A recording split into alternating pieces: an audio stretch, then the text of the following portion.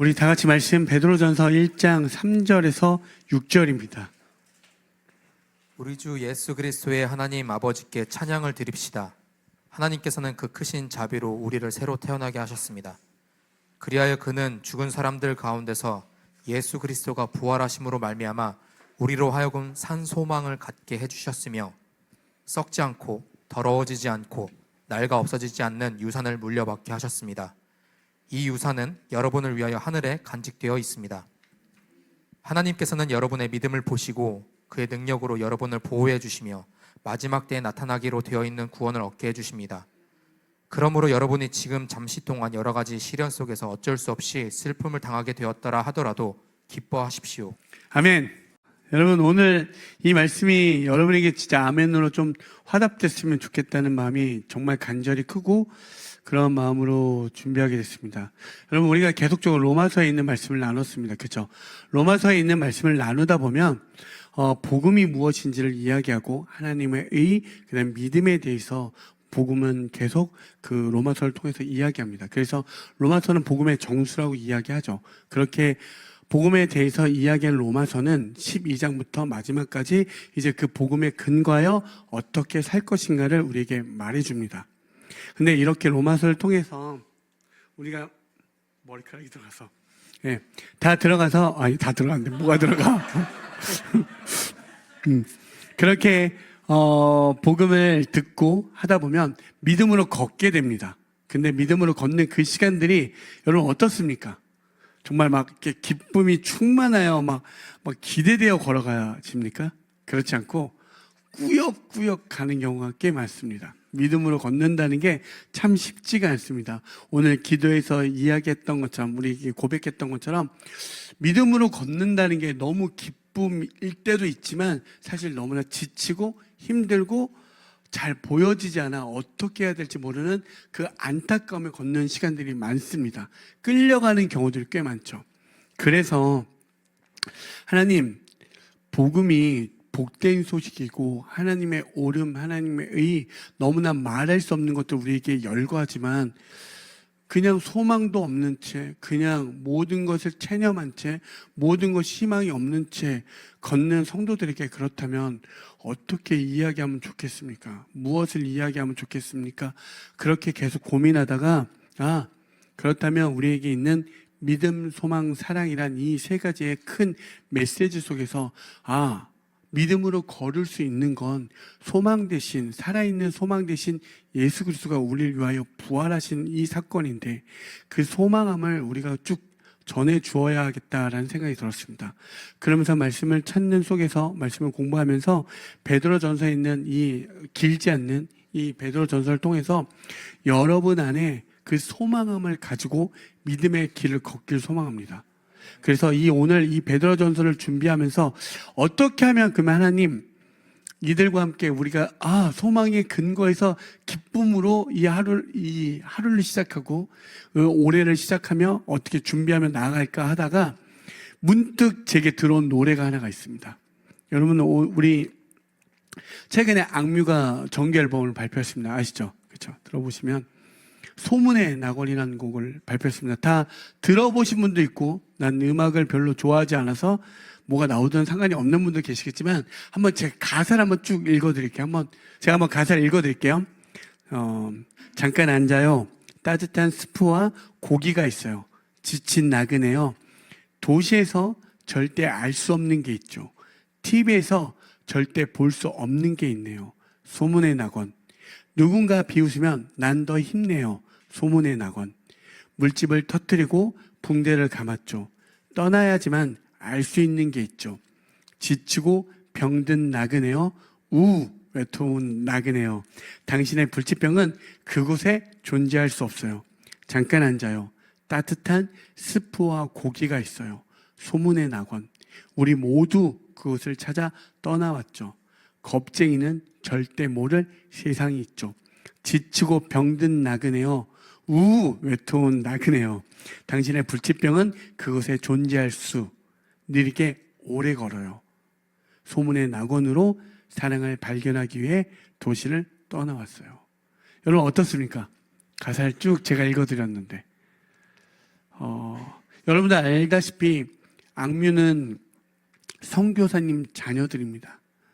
그리고 그들이 갖고 있는 이 작품 안에 있는 이 세계관, 모든 작품은 만든 이의 의도와 세계관이 담겨져 있습니다. 그렇죠? 이 곡을 만든 그들의 세계관에 기독교 세계관이 가득한다는 게 담겨져 있습니다. 우리가 많이 알고 있죠. 그들이 기독교인이라는 사실을. 여러분들 다 아시겠지만 악뮤를 좋아하시는 분들도 있겠고 모르신 분들도 있겠지만 간단하게 소개해 보면 그들이 YG라는 어떤 엔터테인먼트에서 이제 나와서 그들만의 이제 기획사를 세워서 이제 첫 낸 음원입니다. 이제는 그들이 주체자가 돼서 자기들이 갖고 있는 의도, 세계관을 100% 마음껏 발휘할 수 있는 시간 속에서 첫 낸 작품이에요. 여러분 어떻습니까? 저는 이 곡을 딱 들으면서 이들이 말하고 싶은 세계관, 이들이 말하고 싶은 의도를 저는 어디에서 발견했냐면 이 베드로전서에 나와 있는 더럽지 않고 썩지 않고 쇠하지 않는 그 영원한 나라를 지금 소개하고 있다고 저는 개인적으로 느꼈습니다. 그래서 저는 오늘 여러분들하고 이 베드로전서에 있는 1장부터 3절부터 6절에 있는 이 말씀과 오늘 악뮤가 이야기하는 이 두 개의 노래를 연계해서 좀 여러분과 함께 그 소망함을 나누고 싶습니다. 아멘. 여러분 오늘 여기에서 이 악뮤의 노래에서 무엇을 이야기하냐면 우리를 소개할 때 뭐라고 이야기하죠? 나그네라고 이야기합니다. 어떻게? 지치고 병든 나그네, 외로운 나그네라고 이야기합니다. 근데 성경은 교회된 우리 성도를 뭐라고 이야기하는 줄 아십니까? 나그네라고 이야기합니다. 오늘 베드로전서 1장 1절에 이렇게 소개합니다. 예수 그리스도의 사도인 베드로가 본도와 갈라디아와 갑바도기아와 아시아와 비두니아에 흩어져 사는 나그네들인 택하심을 입은 이들에게 이 편지를 씁니다. 지금 베드로가 우리에게 뭐라고 이야기하죠? 교회에 로마 제국에 흩어져 있는 교회들한테 너희들 나그네라고 이야기합니다. 그들도 오늘 이 곡을 만든 이들도 지치고 병든 그리고 외로운 나그네. 베드로전서에 있는 이 이야기의 중심은 뭐냐면 로마 제국에서부터 흩어져 있는 교회들. 그러니까 여러분 항상 눈치를 볼 수밖에 없는 상황. 그러니까 모든 자연재해 불우한 일들이 발생하면 그 모든 걸 감당할 수밖에 없는 삶. 그러니까 정말 비참하고 아까도 말했고 지쳐있고 병들 수밖에 없고 외로운 나그네 같은 그들을 향해서 지금 이야기해요. 똑같이 이야기하고 있습니다. 그런데 그들을 향해서 너희는 이 땅에서 흩어진 교회고 이렇게 지치고 병든 이들이고 외로운 이들이지만 너희는 나그네야 라는 건 어떠한 지금 지점에서 어떠한 지점으로 떠나야 되는 여행자라고 이야기해요. 똑같이 여기가 너희들의 안정된 삶이고 영원한 삶이 아니라 지금에 있는 이곳에서 반드시 하나님의 나라로 이동하는 하늘 나그네라고 이야기하고 있어요. 다시 한번 이야기하면 여러분 우리가 이 땅에서 어떤 걸 추구하고 있습니까? 어떤 목적을 향해 달려가는 분들도 계시지만 대부분의 많은 이들은 안정을 추구합니다. 안정된 삶. 그렇죠? 여러분 안정되고 싶지 않습니까? 돈도 적당히 있었으면 좋겠고 괜찮은 거주할 만한 집이 있었으면 좋겠고 또 괜찮은 차가 있었으면 좋겠고 그냥 안정된 모든 것들을 누리고 싶어 합니다. 대부분의 사람은 그렇습니다. 여러분 여기에서 원피스처럼 모험을 떠나고 싶은 사람, 나는 해적왕이 될 거야 하면서 열심히 그 여정을 떠나는 사람 많지 않습니다. 그 여정을 떠나는 그 길이 어떻죠? 지치고 힘들고 외롭습니다. 아무도 알아주지 않습니다. 그렇죠? 근데 지금 그렇게 이야기해요. 너희들 로마에 있는 그들이 아니라 흩어진 교회들 향해서 너희들이 그 나그네야. 이제 그 지금 정말 여기 1절에서 발견해야 되는 건 너희는 이 땅에서 사는 삶이 아니라 그 하나님의 나라로 돌아가는 본향의 시간 여행자라고 우리에게 이야기해요. 그러니까 세상이 볼 때는 우리는 어떤 모습이라고요? 지칠 수밖에 없고요. 힘들 수밖에 없고요. 외로운 나그네의 삶이라고. 그런데 이건 세상 관점에서 여러분을 바라볼 때, 우리를 바라볼 때 그렇게 이야기하지만 오늘 놀랍게도 2절은 다르게 이야기합니다. 어떻게 이야기하냐면 한번 보십시오. 하나님 아버지께서 여러분을 미리 아시고 성령으로 거룩하게 해주셔서 여러분은 순종하게 되고 예수 그리스도의 피 뿌림을 받게 되었습니다. 여러분에게 은혜와 평화가 더욱 가득 차기를 빕니다. 여러분 생각해 보십시오. 믿음의 조상은 갈 곳을 알았습니까? 아니요. 하나님의 뜻대로 떠났습니다. 거기서 많은 어려움을 겪었죠. 이스라엘 백성도요. 말할 수 없는 광야의 길을 걸었습니다. 그렇죠? 오늘날 교회된 우리들도 마찬가지라고 이야기하는데 여기서 끝내면 되지 않습니다. 여기에서 모든 이야기가 1절로 끝나지 마시고, 그래서 성경을 읽을 때는 웬만하시면 내가 오늘 한 장 읽어서 두 장 읽기보다 마음을 먹고 그 권유를 읽어보십시오. 그래야 이야기가 좀 해소가 됩니다. 그러니까 물론 어떻게 시편을 150편까지 다 읽습니까? 그런 거 말고 베드로전서 읽을 때 베드로전서 한 번씩 이렇게 묶어서 한번 읽어보십시오. 그러면 지금 2절에서 우리에게 이야기한 게 뭔지 아십니까? 세 명이 다 등장합니다. 하나님 아버지, 그리고 우리를 중보해 주신 예수 그리스도, 우리를 도우시는 성령 하나님까지 삼위일체가 다 나옵니다. 누구? 세상의 관점에서는 우리는 보잘것없는 나그네라고 이야기하지만 하나님은 뭐라고 이야기하죠? 하나님 아버지께서 미리 아시고 이렇게 이야기합니다. 성령으로 거룩하게 해주셔서 여러분을 순종하게 하고 예수 그리스도의 핏부림을 받게 되었습니다 라고 되었습니다. 일단 기본적으로 하나님 아버지의 자녀라고 이야기해요. 숨겨진 왕족의 피가 흐르는 하나님의 왕의 자녀라고 이야기하는 거예요. 제가 이렇게 여러분에게 직관적으로 이야기하는 건 정말 교회를 다닌다는 건 육적으로 계산되는 게 아니에요. 인문학을 이야기하는 게 아니에요. 어떤 사람들이 말하는 인간은 무엇인가로 끝나는 게 아니라 인간은 무엇인지를 알아 진짜 어디로 나아갈지를 찾아서 정말 우리를 인도하시고 우리를 디자인하시고 우리를 만드신 신이 있다는 걸 발견하는 거예요. 그래서 그 신이 누구인지를 점진적으로 알아가는 거예요. 오늘 하나님께서 우리를 뭐라고 이야기하죠? 미리 아셨다라고 이야기해요. 창세 전부터 우리를 디자인하고 만들고 의도와 뜻이 다 담겨져 있는 하나님의 작품이라고 이야기하는 거예요. 그러니까 수준들이 그냥 단순한 게 아니라 엄청난, 우리가 신제품 나올 때 막 차들 보면 막 그 검은 천으로 덮은 다음에 시행 운전을 하잖아요. 그렇게 이야기하는 거야. 어떤 뜻이 있고요, 어떤 의도가 있고 하나님이 미리 준비한 디자인 온 작품이라고 이야기해요. 근데 거기에 하나님의 디자인과 이제 뭐요? 성령께서 여러분을 도우시고 예수님이 우리를 위하여 죽으시고 피 흘려 주심으로 말미암아 핏부림이라는 건 유월절이라고 하는 거예요. 뭐 유월절이니까 뭐 6월 생각하는 분들 있죠. 그런 게 아니라 그 문설주의 피를 발라 넘겨 주었다는 거예요. 우리 사망에서 생명으로 건져 주셨다, 넘겨 주셨다 이야기를 하는 거예요. 그 핏부림을 받은 자라고. 그게 여러분이 그 삼위일체 하나님이 여러분과 함께하여 주신 그런 존재라고 이야기하는 거예요. 어떻습니까, 여러분? 그래서 여러분 1절과 2절을 통해서 우리가 발견해야 되는 건 이 땅에서 나그네의 삶이라고 해서 여러분이 불쌍하고 지치고 힘든 그 외로운 존재인 것처럼 보이지만 그게 아니다라고 이야기하는 거예요. 악뮤도 지금 그 얘기하고 있지 않습니까? 그들이 보면 모든 모습들이 다 달라요. 옷을 맞춰 입거나 그런 모습이 아니었습니다. 저는 그들을 보면서 기준 없는 이 모든 어지러운 세상 속에서 그들이 하나의 지점으로 나아가고 있는 모습으로 여겨졌습니다. 여러분, 왜 컨트리 음악으로 그들이 만들었다고 생각하십니까? 저는 그것도 나름의 생각이 있는데 너무 그러면 사족이 길어지니까 우리 속에서 그 나그네의 삶을 그렇게 점진적으로 이동해 가시는 거예요. 이 땅의 것이 아니라 TV에서도 볼 수 없고 정말 도시에서도 볼 수 없는 그 나라가 있음을 발견해서 그들이 이제 그걸 마음껏 선포하는 거 있지 않습니까? 근데 교회는 그것들을 볼 때 그게 가사로만 보는 게 아니라 네, 맞네요. 나만 알고 있었던 사실 당신들도 알고 있네요. 기쁘지 않습니까?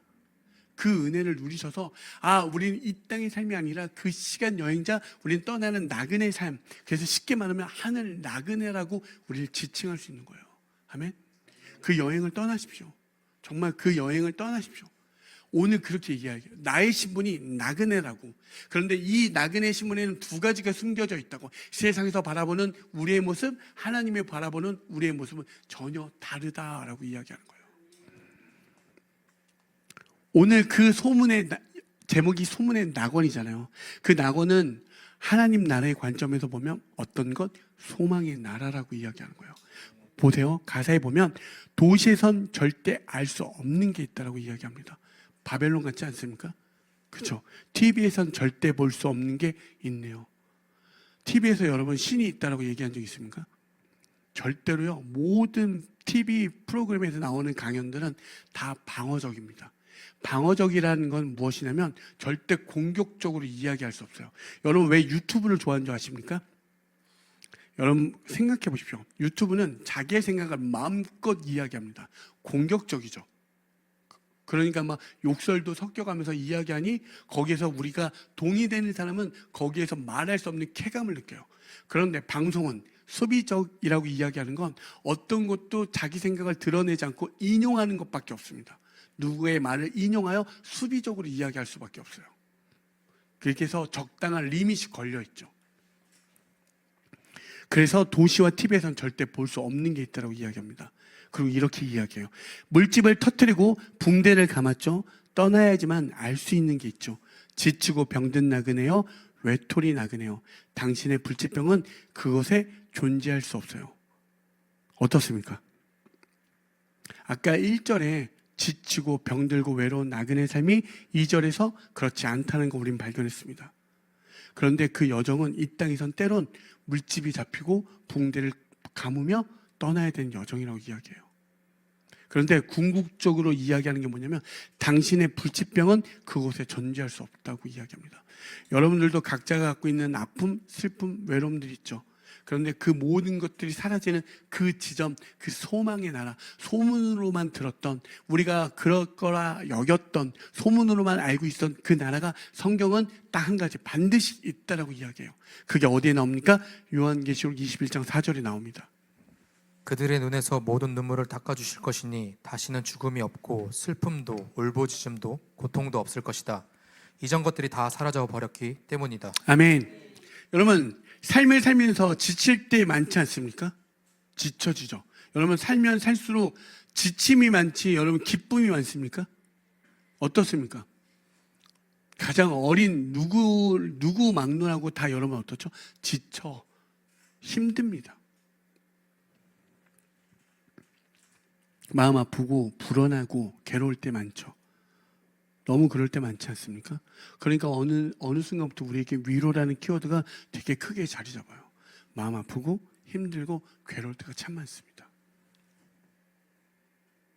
여러분 우리가 인스타나 페이스북이나 이런 SNS에 열광하는 이유는 모두가 외롭기 때문에 그래요. 사랑을 갈구하고 싶고 결핍되어서 그 사랑을 자꾸 받아서 내 사랑이 자꾸 넘쳤으면 하는 마음이 크기 때문에 그렇습니다. 아닌 것 같다라고 아무리 나는 아니라라고 여겨도 인간은 대부분 그 틀에서 벗어나지 못합니다. 그래서 세상은 뭐라고 하죠?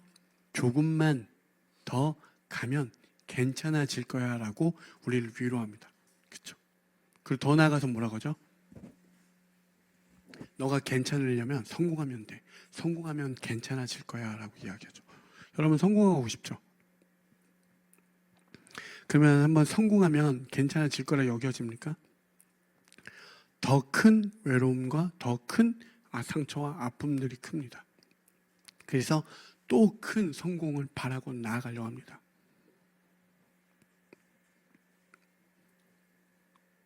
왜? 그 소문의 낙원을 내가 만들려고 하니까.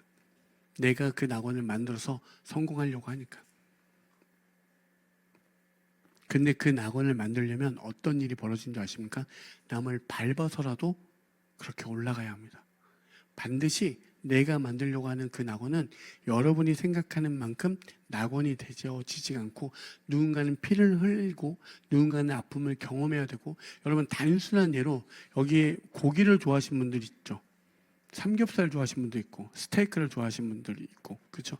고기를 좋아하시는 분들, 저는 항상 고기를 좋아하는 분들을 바라볼 때 생각하는 게 있습니다. 그 누군가는 이 스테이크를 먹기 위해서 누군가는 그 소를 잡고 각을 뜨고 그걸 도려내고 잘라내고 그 피를 다 제거해야 되는데, 이것에 대해서 한 번쯤은 생각해보나 이런 생각을 해봅니다. 여러분이 누리는 그 기쁨 안에 누군가는 반드시 누군가는 고생하고 있다는 사실이에요. 그러면 우리는 쉽게 얘기해요. 내가 돈으로 대가를 지불하니까 됐다라고. 아니요. 여러분에게 2만 원 줄 때가 소 잡으라고 하면 잡을 수 있습니까? 제가 말씀드렸죠. 군대에서 돼지를 잡은 적이 있습니다. 회식할 때. 사족을 묻고요. 한마로 여기를 정수를 찍습니다. 제가 한번 찍어봤거든요. 돼지가 꽥꽥거리면서 죽지가 않습니다. 여러분, 그럼요, 그날 삼겹살 먹을 수 있을 것 같습니까? 절대 못 먹습니다. 여러분이 누리고 있는 그 순간에 반드시 누군가는 그 모든 고생과 그 모든 수고를 하고 있다는 사실이에요. 그런데 나는 대가를 지불했다라고 얘기해요. 권력으로, 돈으로, 많은 것들로. 절대 이 땅에서는 유토피아를 만들어낼 수가 없습니다. 근데 세상은 끊임없이 모두가 부자 되려. 옛날에 그게 대박이 쳤거든요. 모두 부자 되세요. 여러분, 모두가 부자가 된, 그러면 기준이 어떻게 해야 됩니까? 어떻게, 누가 말도 안 되는 얘기를 우리는 그 이쁜 연예인이 얘기해주면 내가 될 것만 같은 그렇게 착각을 불러일으키죠. 여러분, 속지 마십시오. TV는 우리를 자꾸 속입니다. 근데 한번 복음을 보십시오. 예수님이 살아났기 때문에 너의 끝은 절망이 아니라라고 이야기해요. 예수님이 우리를 위해 죽어 주신 거야. 어떤 것처럼 나를 따라라, 이렇게 하면 너희들 이렇게 하면 돼, 이게 아니라 예수님이 너희들 죄인 될 줄 알고 너희들 그럴 줄 알고 이 땅에 오죠. 그러나 너희를 위하여 십자가에 달려 죽으셔서 너희들의 삶이 절망이 아니라라고 이야기해요. 여러분, 단순만 비교해 보십시오. 여러분이 끝까지 올리셔서 정말 여러분들이 잘 나갈 때 정말 남들을 위한다고요? 한번 우리를 보십시오. 우리가 정말 그렇게 합니까? 아니요, 그렇지 않습니다.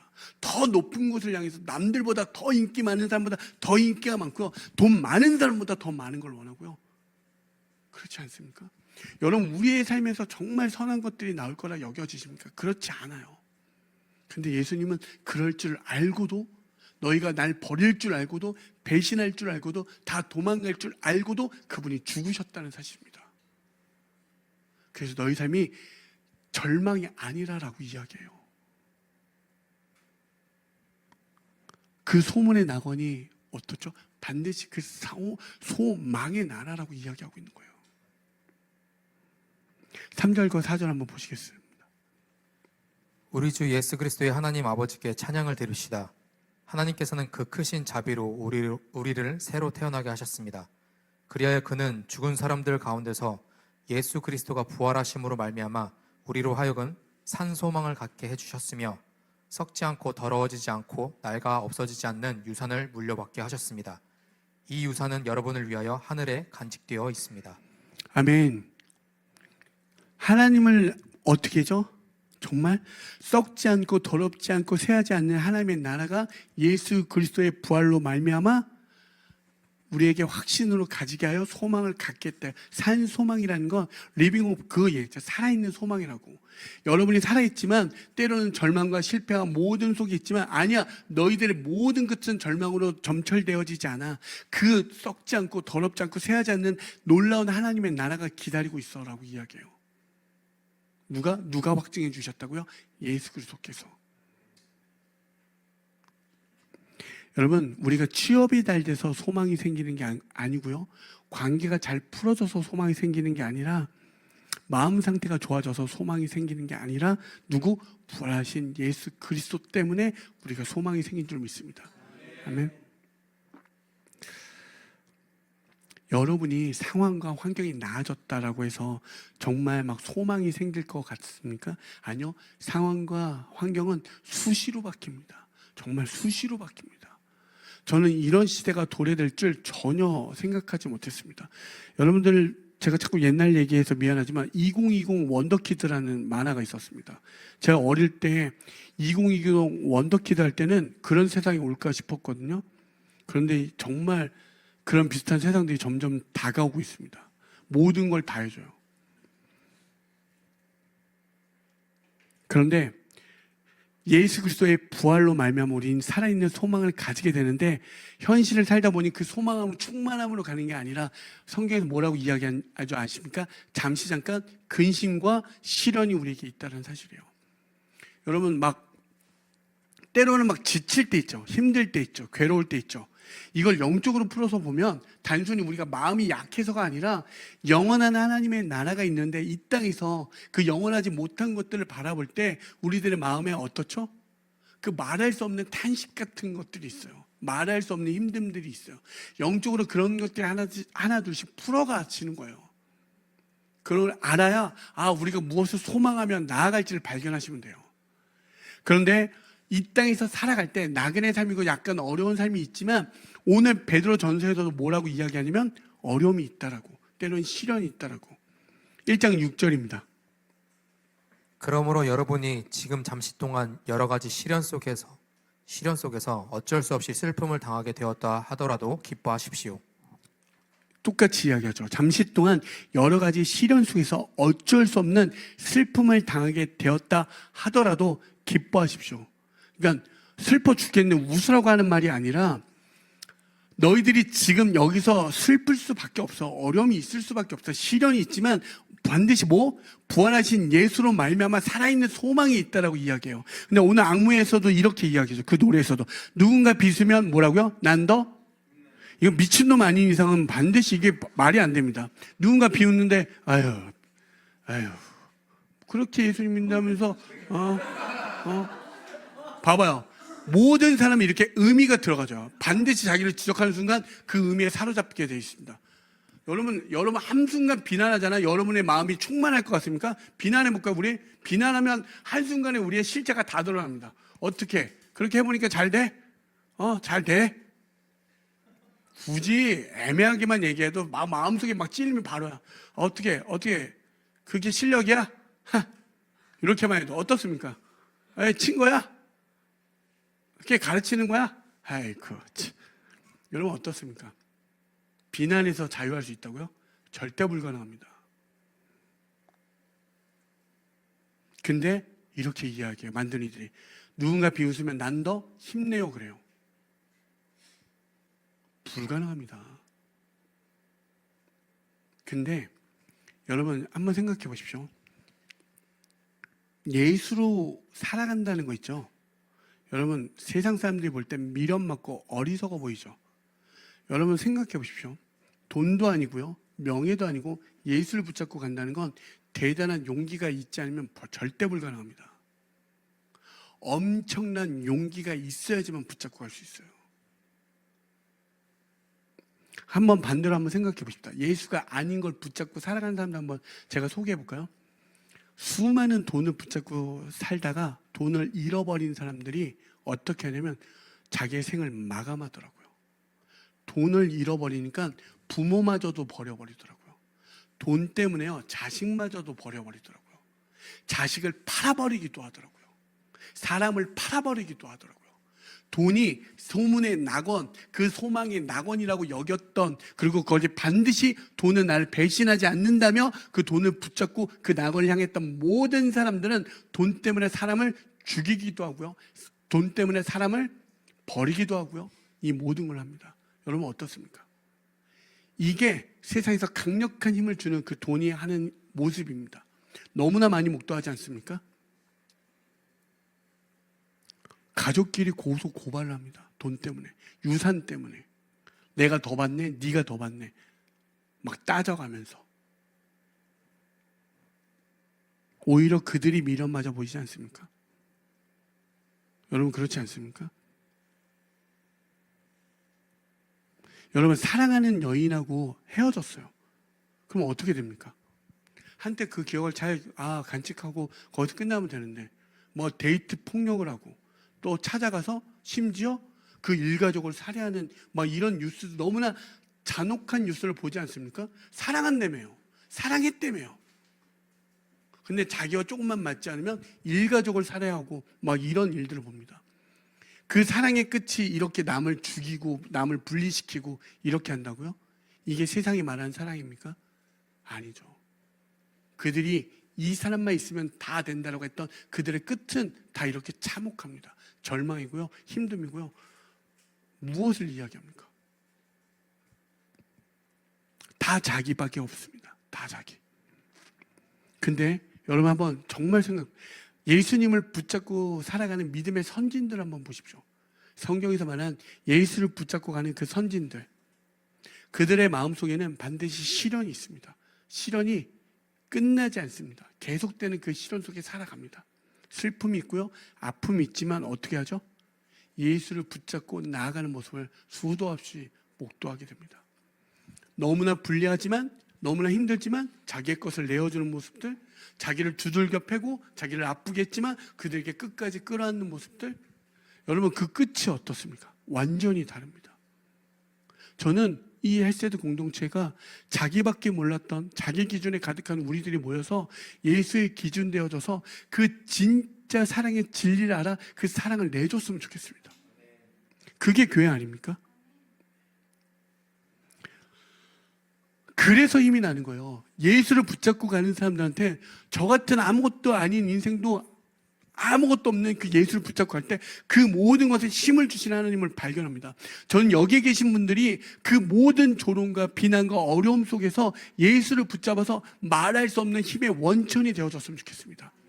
그냥 다른 게 아니라 진짜 그 어떤 것도 나한테 주지 못하네. 정말 이것만 있으면 난 될 것 같고, 여러분 그거 있죠? 하나님 내가 진짜 하나님 사랑하는데 이것만 있으면 된다는 거, 그거 있죠? 그거 한번 내려보십시오. 그리고 예수 로마라는 그 미련 많은 그 지점에 갔을 때 예수가 여러분의 어떤 힘이 되는지 한번 발견해 보십시오. 근데 힘이 됩니다. 힘이 됩니다. 그리고 정말 그들의 비웃음을 기꺼이 힘을 낼 수 있는 그 자리로 가요. 여러분 이게 교회이어야 되지 않겠습니까? 교회는 이걸 소개하는 게 맞지 않습니까? 근데 그 예수로 그 힘을 얻으셔서 여러분이 남들이 어떠한 속에 있더라도 그 목적지를 향해 가십시오. 그리고 여러분의 가는 그 발걸음의 발자취가 누군가는 그 이정표가 돼서 따라가는 은혜가 있고요. 거기에 메마른 땅에 꽃이 피고요. 생명의 강이 흐르게 됩니다. 아멘. 그리고 이들이 이게요. 뭐라고 이야기하는지 아십니까? 겁쟁이는 절대 모를 세상이죠. 멋지지 않습니까? 와, 겁쟁이는 모를 그런 세상이 있대요. 여러분 예수를 믿는 우리들 보죠. 되게 절대 의존적 존재들입니다. 겁쟁이들 아닙니까? 그러니까 좀 이성적이고 뭔가 열심히 하는 사람들 입장에서 보면 예수 믿는 사람은 어때 보이죠?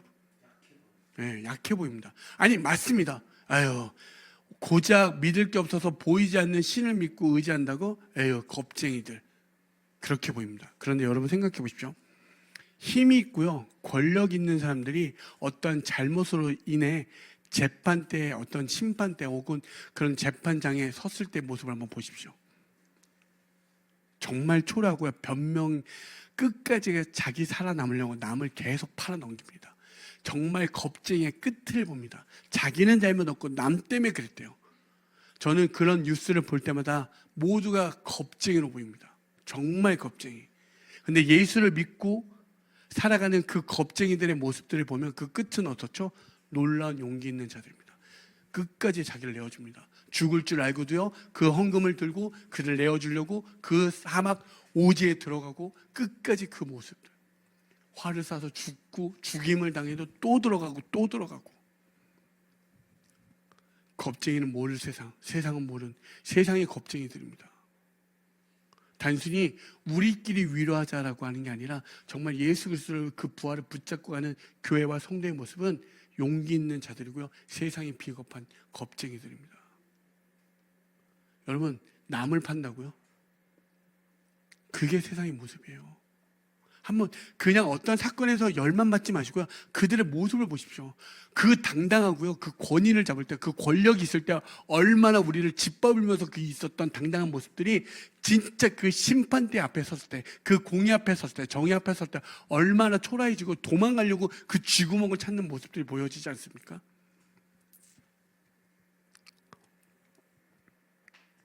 여러분 우리의 유업은요 예수 그리스도의 부활로 말미암아 더럽지 않고 썩지 않고 쇠하지 않는 영원한 나라라고 베드로가 지금 로마 제국에 흩어져 있는 그 교회들을 향해서 나그네를 향해서 이야기하고 하나님이 지금 우리를 그렇게 위로하고 계시는 거예요. 여러분 소망의 나라가 있다고.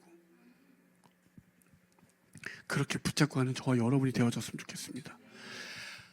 너무 살기 지치고 힘들고 얼마나 힘들면 안정이라는 것을 추구하게 되겠습니까? 어떻게 다 꿈을 잃어버립니까? 어떻게 어린아이마저도 건물주가 되는 게 꿈이래요. 그만큼 세상이 박한 거예요. 어려운 거예요. 힘든 거예요. 이해가 되지 않습니까? 그 어린아이조차도 인간의 본성을 벗어날 수 없다는 걸 이야기하잖아요. 그들을 욕할 문제가 아니라 이게 우리의 현실이라는 거예요. 그런데 그걸 되기 위해서 얼마나 많은 탈세와 얼마나 많은 그 법을 이용하여 우리가 수도 없는 그 범법을 저지르고 있습니까? 다 나만을 위한 그 낙원을 세우려고 하다 보면 그렇게 되어져요. 여러분, 그런데 하나님은 자기를 내어주어 그 소망의 나라가 있다라고 이야기합니다. 그 소문을 전해줄 사람들이 누굽니까? 그들이 연예인이어서 힘 있는 게 아니라 하나님이 볼 때는 여기에 계신 여러분 한 사람 한 사람이 다 연예인입니다. 작품이라고 이야기하셨거든요. 여러분 포기하지 마십시오. 그 소문의 낙원을 전해주십시오. 우리에겐 소망의 나라가 있습니다. 그래서 여러분에게 제가 개인적으로 이렇게 마지막 끝으로 정리했습니다. 나는 지치고 아프고 외로운 나그네이지만 길을 잃은 사람이 아니다. 나는 아직 도착하지 않았지만 어디로 가야 하는지 아는 사람이다. 내가 바라는 낙원은 소문이 아닌 부활하신 예수님께서 보증하신 썩지 않고 더럽지 않고 쇠하지 않는 영원한 하나님의 나라, 살아있는 소망의 나라이다. 여러분, 이런 은혜가 우리에게 있으셔서 소망함으로 오늘을 믿음으로 걸어가는 저와 여러분이 되어지길 간절히 소망합니다.